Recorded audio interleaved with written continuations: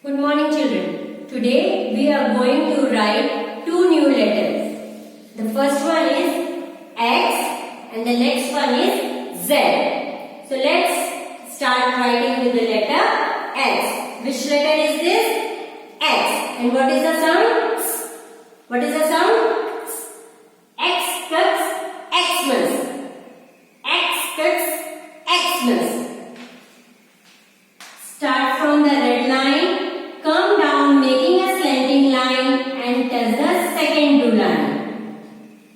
Leave some space on red line, come down cutting the first slanting line and touch the second blue line.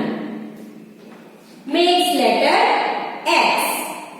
Write again, start from the red line, come down making a slanting line and touch the second blue line.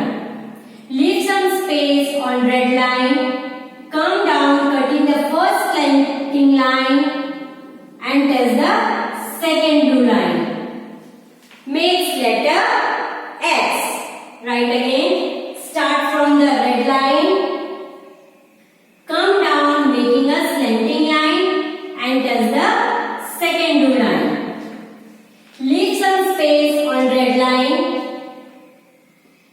come down making a slanting line and cutting the first slanting line and touch the second blue line.